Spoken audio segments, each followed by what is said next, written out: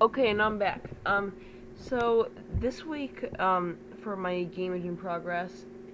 Oh, by the way, I'm sorry. This is a few days late. That's because I'll get to it in a second. So this week I added basic collision detection. I didn't get much time because of other things like school and things of that sort. And I found it just took me a while to do it.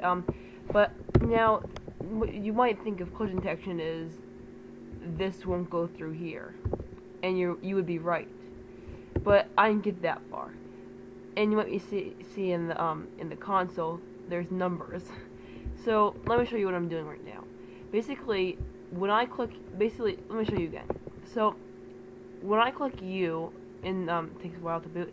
Um, when I click U right here, a new entity that I'm just creating trucks right now. I don't even know why. Anyway, a new entity gets spawned, and so basically what I've done so far is finding every pair of possible collisions in the world.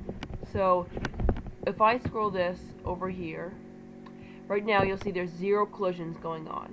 And now, when that goes through there, there's 1 collision, possible collision. Now you'd be actually kind of wrong if you would think collision detection is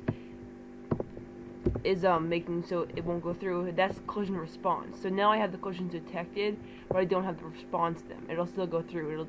It'll just detect that their AAB is gliding. Now there's still many flaws, like the fact that this is an AAB and not an OBB, but it's good for now, and I will make it more narrow phase later. I'll probably be like half done by next week's video. And let me show you. So in the physics manager class right here,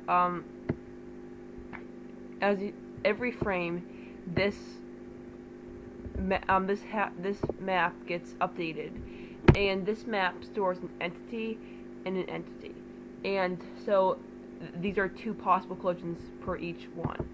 So now so I lost my train of thought. Anyway, so every time it does it, it updates it, and there's still imperfections here that I'll have to fix later. Because to make it for the collision, so the collision response will work. But for now, it's good since all I'm doing is testing. So right now, to get that number, I'm doing system.out.println. If you're not a Java developer, basically that means print, and then what I'm printing is inside of these parentheses, and that is possible collisions.size, and that's how many pairs are there, and there's 1 pair. So if you want to look at the code, here you go. I'm going to make this open source, but I just haven't gotten time to put it on GitHub yet. Since I'm on Linux, I haven't had much time to do GitHub. So yeah, that's the physics manager class so far. So here's the does glide with AABB. It's there's some things I'll have to improve a little bit on them, I think. But anyway, and this method doesn't even work for a year. So anyway, so actually I'll just whatever. I'll do that later.